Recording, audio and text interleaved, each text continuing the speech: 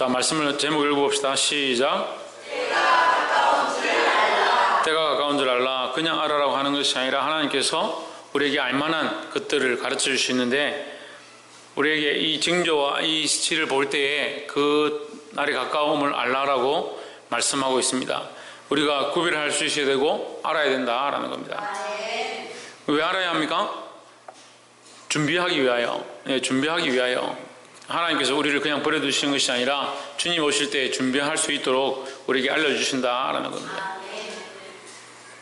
본문의 말씀 보겠습니다. 20절에 너희가 예루살렘이 군대들에게 에워싸이는 것을 보거든 그 멸망이 가까운 줄을 알라 하십니다. 예루살렘이 군대들에게 에워싸이는 것, 이것은 지난주도 말씀드렸는데 AD 70년경, 그러니까 지금부터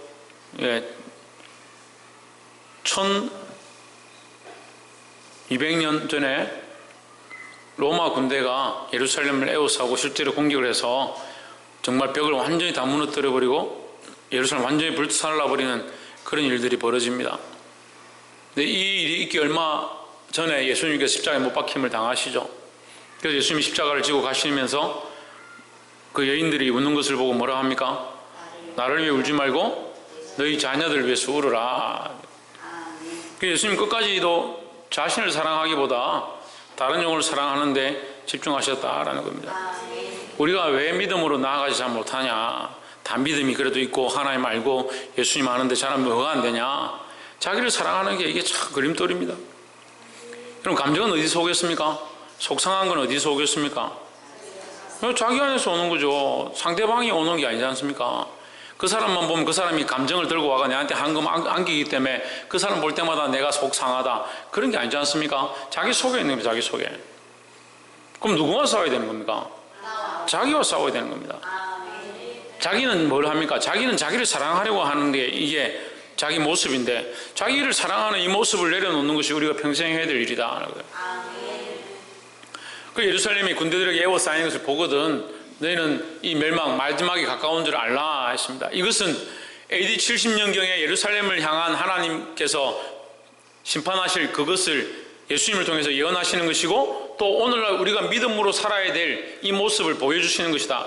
우리가 영적 공격을 당하고 악한 것들에 둘러싸움을 당하더라도 우리는 여전히 주의 전을 지키고 믿음으로 기도해야 된다는 거예요. 또한 이 영적으로 마지막 때가 가까이 오면 성전이 공격을 당하고 하나님의 거룩한 전이 공격을 당한다. 그래서 요한계시록에 뭐라 되어 있습니까? 멸망에 가정한 것이 거룩한 곳에 서게 되는 것을 보거든. 멸망에 가정한 것, 폐역하고 사단을 숭배하고 엄란한 것들이 교회 안에 선다는, 그 주의 전에 하나님을 경외하고 하나님을 두려워하는 사람들이 써야 되는데 세상의 정치들이 들고 옵니다. 재물을 들고 옵니다. 권력을 위해서 강단에 서고, 지금 그런 때가 가까워 오는 거예요. 점점 그 멸망에 가정한 것, 하나님을 두려워하지 않고 하나님을 경외하지 않는 자들이 서 있는 것을 보거든 말세가 가까이 왔구나. 시대가 점점 그리 돼가고 있잖아요. 정치를 위해서, 자기 권력을 위해서, 자기 명예를 위해서 그런 것들이 예루살렘에 서거든 그때가 멸망의 때가 가까운 줄 알아라 이 말이에요.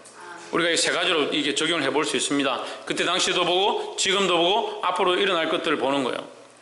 21절에 그때 유대에 있는 자들은 산으로 도망갈 것이며 성내에 있는 자들은 나갈 것이며 촌에 있는 자들은 거리로 들어가지 말지어다 했습니다. 이 세 가지는 다 똑같은 얘기예요. 산으로 도망가라, 성내에 들어가지 마라, 성내에 있는 자들은 나가라, 촌에 있는 자들은 들어가지 마라. 결국은 그 성 안에 있지 마라는 얘기죠. 성 안에 가지 마라. 이 말은 오늘날 우리가 주목해 봐야 될 것이다. 자기들이 거처하고 자기들이 살던 그 집, 자기가 잘 먹고 잘 지내던 그곳을 너희는 들어가지 말고 다시 가지 말고 거기에 있었다면 나와라는 거예요. 내가 사랑하던 것, 내가 좋아했던 것, 내가 즐겨했던 것, 세상에 폐역한 것들을 주님 오실 때 가까이 왔다가 우리가 느낀다면 그것을 끊어야 된다. 그걸 버려야 된다는 거예요. 그게 반대가 돼가지고 세상이 말세가 되면 될수록 반대가 됩니다. 자기가 사랑했던 것, 자기가 즐겨했던 것, 자기가 좋아하는 것을 쫓아가고자 하나님 명령하는 걸 떠나가는 겁니다. 소돔과 고모라가 멸망할 때도 똑같았습니다. 똑같은 그것을 왜 성경에 기록했느냐? 오늘 우리 보고 보라고 하는 거예요. 소돔과 고모라가 음란함과 폐역함으로 동성애가 창궐하고 하나님 떠나간 가정한 것들이 가득한 그 땅에 하나님 심판하시는데, 불과 유황으로 심판하시는데, 심판할 때 롯과 그 가족들을 끄집어냅니다. 근데 롯의 아내가 어떻게 합니까? 뒤로 돌아봅니다. 왜 돌아봅니까? 뒤로 돌아가지 말아 했는데, 그 성으로 가지 마라 했는데, 그 성에 있으면 빨리 나오라 했는데 왜 돌아봅니까? 그거 아쉽고 다시 가고 싶은 거예요. 자기가 즐겨했던 거, 자기가 먹고 살았던 거, 거기가 아쉬운 겁니다. 그러다 소금기둥이 되는 겁니다. 우리는 하나님 나라의 유업을 입을 자이지 소금기둥이 될 자들이 아니에요. 그래서 세상에 소망을 두고 세상으로 돌아가면 안 된다는 거예요. 근데 믿음으로 산다는 사람들이 세상으로 돌아가는 것들을 수없이 봤습니다. 그래서 참 마음이 아픕니다. 22절에 이 날들은 기록된 모든 것을 이루는 형벌의 날이니라. 기록된 모든 것, 이것을 다시 말하면 예언되어진 모든 것입니다. 그래서 성경은 결국 우리에게 예언하고 있는데 뭘 예언하고 있느냐? 예수님께서 다시 오셔서 심판하실 것이다. 그것을 예언하고 있습니다. 그러면 그것은 반드시 언젠가는 이루어진다는 거죠. 23절에 그날에는 아이 뵌 자들과 젖먹이 있는 자들에게 화가 있으리니 이는 땅에 큰 환난과 이 백성에게 진노가 있겠음이로다 하십니다. 아이 뵌 자와 젖먹이 있는 자들, 이게 다시 말하면요, 이것을 우리에게 적용해 봐야 되죠. 이때 당시에 예루살렘이 공격당할 때 아이 뵌 자와 젖먹이들 불행한 거 맞습니다. 그럼 오늘날 우리에게는 이게 무슨 뜻이냐? 성장하지 못한 자들, 말씀을 듣고요, 말씀을 말씀대로 받고 말씀 안에서 성장해야 되는데 성장하지 못한 자들, 아직도 잉태되지 못한 자처럼 그냥 쌓여있는 사람들, 언젠간 교회 오겠지 하고 있는 사람들. 그러니까 우리 교회는요, 너무 지금 다들 믿음이 강한 것 같아요. 우리 남편이 언젠간 교회 오겠지, 우리 자식들이 언젠간 교회 오겠지, 우리 부모가 언젠간 예수 믿겠지, 때가 되면 다 될 거 아니냐. 그때를 누가 합니까? 도대체 자기가 하나님인 줄 착각하고 있어요. 때가 되면 온다고요? 그럼 교회는 말로 있고 전도는 말로 합니까? 전도도 하지 말고 교회도 할 필요 없죠. 때가 되면 다 알아서 다 천국 갈 건데. 하나님께서 우리에게 분명히 말씀하시잖아요. 전도의 미래한 방법을 쓰신다고. 아유, 하나님 쓰시는 대로 하지 않으면서 뭘 때가 되면 다 믿을 거라 생각하고 있냐고요. 하다못해 그런 사람들은요, 은행에 저축해 놓듯이 그냥 기도라도 하세요. 똑바로 하세요. 기도라도. 때가 되면 다 되겠지. 기도도 안 합니다. 전도도 안 합니다. 수고도 안 합니다. 싸우지도 않습니다. 믿음으로 이끌어 드리고자 몸부림치지도 않습니다. 그럼 뭘 어떻게 하자는 거예요? 그럼 세상 뭐 순리대로 돌아가겠지. 그러니까 말씀과 관계없는 삶을 살면서 그게 말씀인 것처럼 착각하는 거예요. 말씀을 왜 부분적으로 쪼개서 자꾸 그렇게 자기에게 이로운 대로 자꾸 해석을 해요. 그것만큼 하나님 앞에 이 폐역한 일이 없어요. 우리에게 전도의 사명을 맡겼고 복음의 사명을 맡겼고 우리에게 생명을 맡겼습니다. 이미 십자가에서 다 이루신 예수님께서 우리에게 맡기신 이 일들을 하라고 했으면 그걸 아멘으로 받고 순종해야 되죠. 그거 믿지 않는 자, 복음에서 멀어진 자들, 그것을 이끄는 것을 위해서 우리가 영적 쟁투를 하는 거예요. 영적 싸움을 하는 거예요. 그 아이 뵌 자, 젖먹이는 자들, 그냥 그 태 속에 갇혀 있고 젖먹이는 자들로 사람이 역할을 못 하고 있는, 그게 지금 안타까운 거예요. 젖먹이는 자는 어떻게 보면 교회에 출석하고 있는 사람들, 출석하고 있는데 출석하고 있는데 젖먹이에요. 젖먹이 뭐 합니까? 달라만. 교회를 다닌 지 10년, 20년이 돼도 계속 달라는 소리만 하는 거예요. 줄 생각이 없어요. 우리 교회를 적용해요. 우리 교회에 이렇게 정말 사랑으로 나눠주고 생명을 위해서 헌신하고 별로 없어요. 그런 사람이. 별로 없어도 다른 교회보다는 많겠지만 별로 없어요. 알아들을 수 있는 사람 알아듣고. 여러분, 싸우지 마십시오. 어쨌든 이 사람들을 살려서 장성한 자로 자라가게 하고 이 젖먹이들을 키워서 장성한 데 이르게 하는 것이 우리가 해야 될 일이다 하는 거예요. 큰 환난과 이 백성에게 큰 진노가 있겠음이로다. 24절에 저희가 칼날의 죽임을 당하며 모든 이방에 사로잡혀 가겠고 예루살렘은 이방인의 때가 차기까지 이방인들에게 밟히리라. 그 심판 때가 임하면 이게 갇혀있는 자들, 믿음으로 자라지 못한 자들이 불쌍하고 우리가 할 수만 있으면 그들을 빨리 돌이켜서 이 진노를 당하지 않도록, 이 심판에 들어가지 않도록 그들을 빨리 건져내야 된다. 25절에 1월 성신에는 징조가 있겠고 땅에서는 민족들이 바다와 파도의 성난 소리를 인하여 혼란한 중에 공고하리라 했습니다. 1월 성신은 자연 만물을 얘기하는 것이고 바다와 파도, 바다와 파도의 성난 소리, 이것도 마찬가지로 자연 만물이 지진과 기근과 홍수와 해일과 이 여러 가지 것들로 지금 이 세대가 어지럽다. 지금 저는 굉장히 염려스럽습니다. 저는 어렸을 때 저는 남해에 살았는데 부산만 해도 이게 빙판을 만들기 쉬웠습니다. 그 남해에서도 겨울만 되면 뭘 하냐면 나무를 패워가지고 이 철사를 가지고 이 스케이트를 만들어요.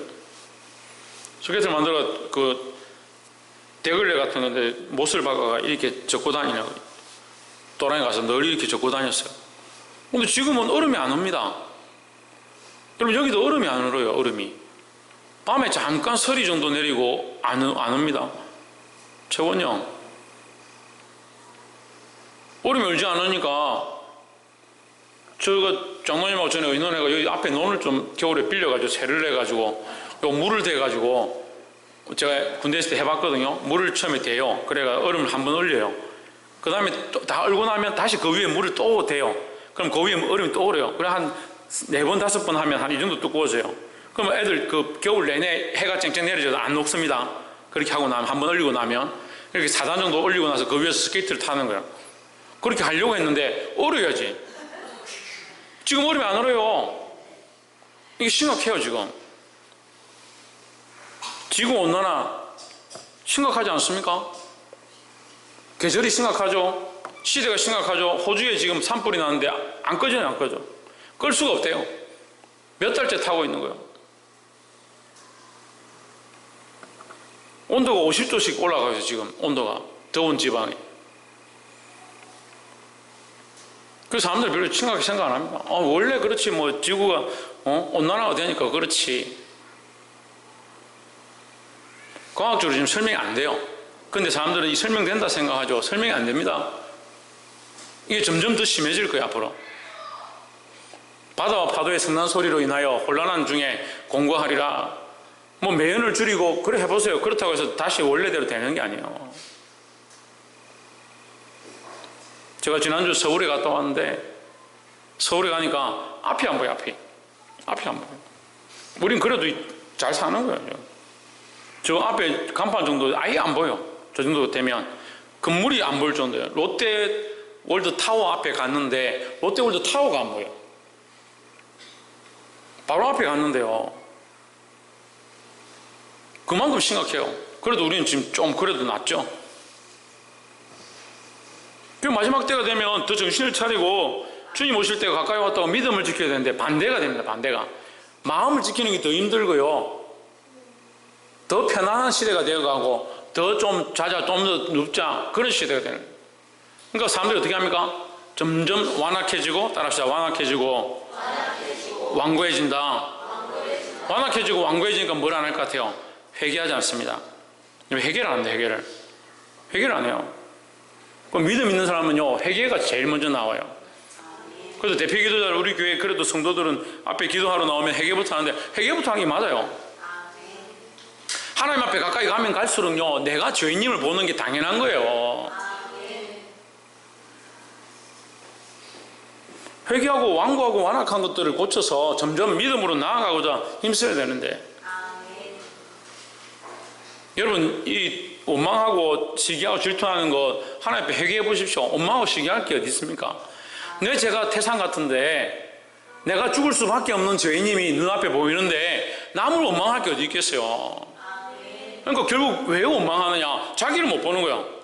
자기를 못 보는 거 왜 못 보겠습니까? 하나님 못 보는 거예요. 하나님 보면 나의 죄인됨을 보고, 나의 죄인됨을 보면 하나님 앞에 엎드릴 수밖에 없고, 그렇게 되면 어떻게 남들 원망하고 시기하고 질투하고 있냐고요. 이 세상에 이렇게 혼란한 중이 되면 우리가 더욱 정신을 차리고 하나님 앞에 엎드려야 된다는 겁니다. 16절에 사람들이 세상에 임할 일을 생각하고 무서워함으로 기절하리니 이는 하늘의 권능들이 흔들리겠습니다. 하늘의 권능들이 흔들릴 만큼 세상이 무서운 때가 온다. 우리는 두려워할 필요가 없어요. 믿음이 있다면 두려워할 필요가 없어요. 그래서 믿음과 두려움은 반대예요. 믿음이 큰 사람들은 두려움이 없습니다. 그런데 믿음이 없는 사람은 두려움이 커지는 거예요. 이건 분명한 겁니다. 믿음이 있으면 두려워할 이유가 없어요. 그래 밤에 다니는데 무섭고 한 사람들은 믿음이 없는 거예요. 하나님 앞에 기도하면 돼요. 문제가 닥치면 두려워하는 것보다 하나님 앞에 기도하고 믿음으로 맡기는 것들이 필요하다는 겁니다. 27절에 그때 사람들이 인자가 구름을 타고 능력과 큰 권능으로 큰 영광으로 오는 것을 보리라. 그때에 예수님께서 구름을 타고 능력과 큰 권능으로 오는 것을 보리라. 왜 오십니까? 왜 오십니까? 예? 심판하러 오십니까? 예수님 오시는 게 심판하러 오시는 거예요? 아이고 참, 하나님의 목적이 심판이에요? 예, 하나님 구원하시러 오시는 거예요. 우리를 구원하러 오는 거예요. 예수님이 왜 오신다고요, 박창조? 구원하러 오셨지. 십자가에 왜 죽으셔서? 구원하시려고 죽으셨잖아요.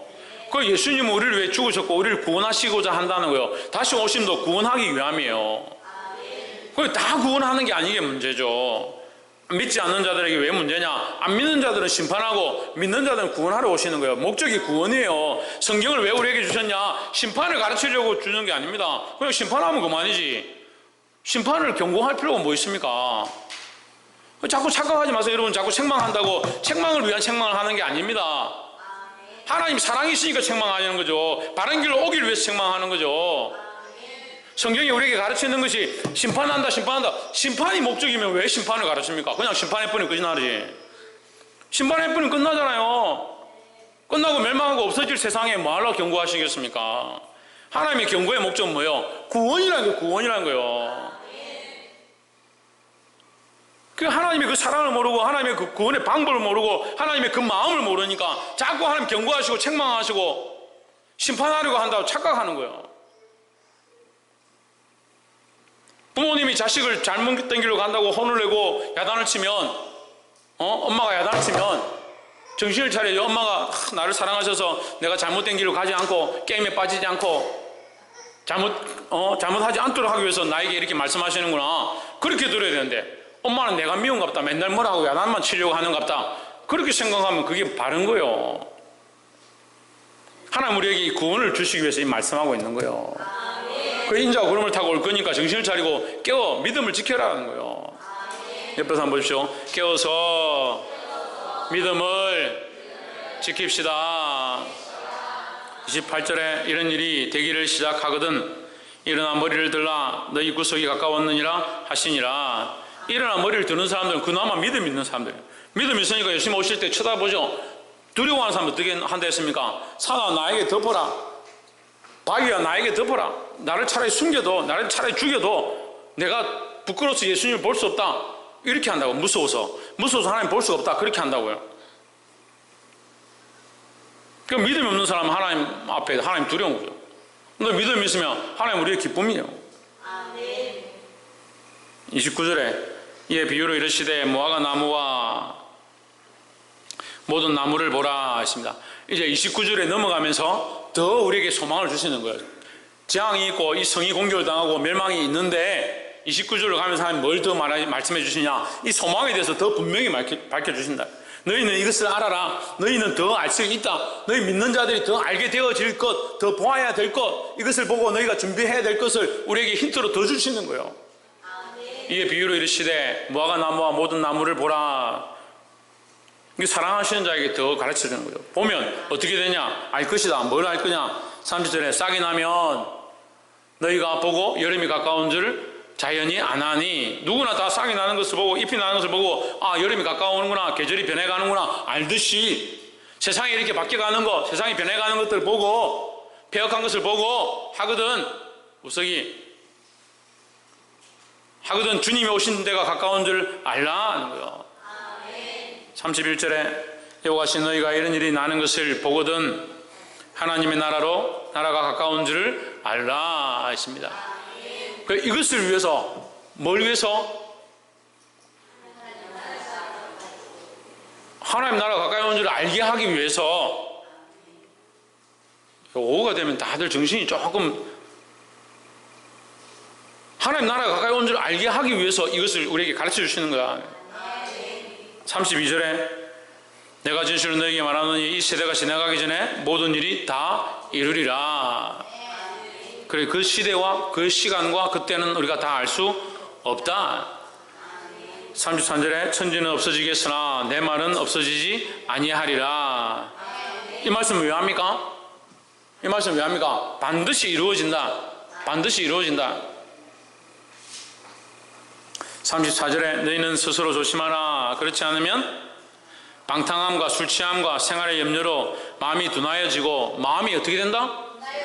둔하여진다. 신상경 어떻게 된다? 그래, 둔하여진다. 마음이 둔해지면 어떻게 되겠어? 신주경 어떻게 되겠어? 마음이 둔해지면. 그래, 마음이 슬퍼. 그래, 내 슬프다. 네가 예배를 자꾸 띵감 못 사서 슬프다. 마음이 둔해지면 예배 빠져도 아무렇지도 않고, 말씀을 들어도 아무렇지도 않고, 찬양을 해도 아무렇지도 않고, 옆에 사람이 울어도 시끄럽기만 시끄럽고, 마음이 둔해지면 그런 거예요. 이전에는 옆에 있는 사람이 훌쩍만 해도, 훌쩍 소리만 해도 같이 눈물이 주르르 흘렀는데, 여자들은 그거 희한하대요. 쭉 앉아서 말씀 듣는데 한 사람이 이렇게 하니까 옆에 있는 사람이 이렇게 하고 저기서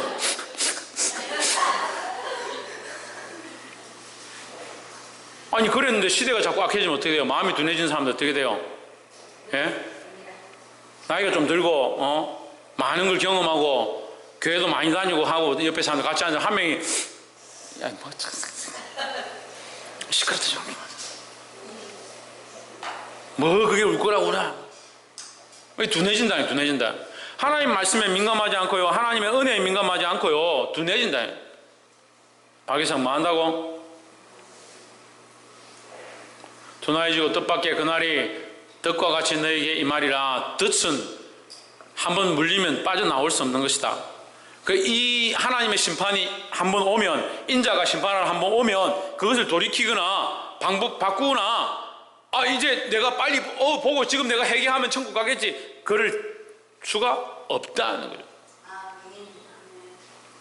덫에 걸린 사람들이 꼭 그렇게 합니다. 덫에 딱 걸리고 나면 내가 이거 한 발만 더 디디지 말걸, 내가 요 근처로 안 오는 건데 내가 한 번만 더 하면 내가 이렇게 안 될걸, 대출하다가 어떻게 잘못돼가지고 보이스피싱에 걸리고 나면 돈 다 나가고 나서 내가 요런 때는 이거 안 했으면 될 건데, 다른 사람한테 가면 말 잘합니다. 야, 전화가 이렇게 오고 이렇게 하면 그래 하지 마라, 내가 경험해봐서 안다.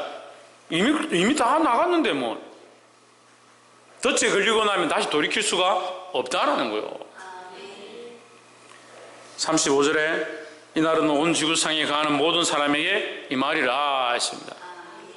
초등학생도 알죠? 지구가 둥글다는 거. 한쪽에서 빛이 임하든지 한쪽에서 예수님이 오면 반대쪽에 있는 사람은 볼 수가 없죠. 그런 일이 아니다, 그런 현상이 아니다라는 거예요.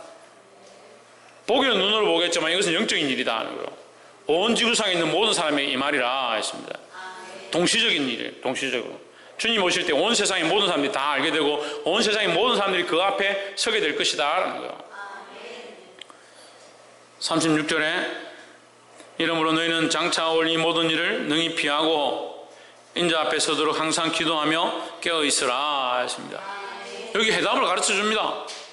해답을 가르쳐 줍니다. 왜 가르쳐 줍니까? 왜 가르쳐 줍니까? 김태현 집사님 왜 가르쳐 줍니까? 예, 홍준은 왜 가르쳐 줍니까?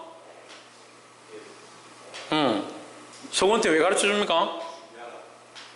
박승희 왜 가르쳐 줍니까? 지훈아 왜 가르쳐줍니까? 최원영 왜 가르쳐줍니까? 신성경 왜 가르쳐줍니까? 신익희 집사님 왜 가르쳐줍니까? 그래요. 사랑해서 가르쳐주는 거죠. 사랑하는 자들에게 가르쳐주는 거죠. 이걸 지금 예수님의 제자들에게 가르쳐주고 있잖아요. 사랑하는 자들에게 가르쳐주는 거지 사랑하지 않는 자에게 이게 왜 가르쳐주겠습니까? 그러니까 믿음이 없는 사람이 이거 심판으로만 생각하는 거예요. 책망을 왜 책망하냐? 정신을 차리고 깨어있으라고 지금 책망하는 거죠. 인자 앞에 서도록 항상 기도하며 깨어있으라. 왜 깨어있으라 하느냐? 사랑하니까 가르쳐주는 거죠.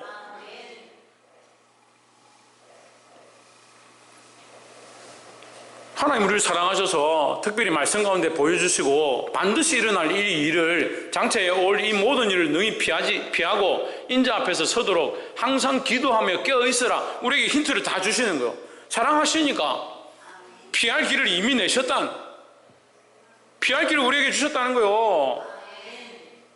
근데 왜 하나님이 사랑을 외면하고 깨어있지 못하냐? 항상 기도하며 깨어있지 못하냐는 거예요.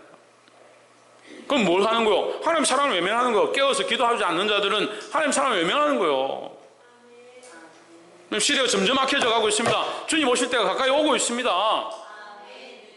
주님 우리의 사랑으로 이 말씀하고 있습니다. 기도하고 항상 깨어있으라 하십니다. 이 말씀대로 순종하기를 주의 이름으로 축복합니다.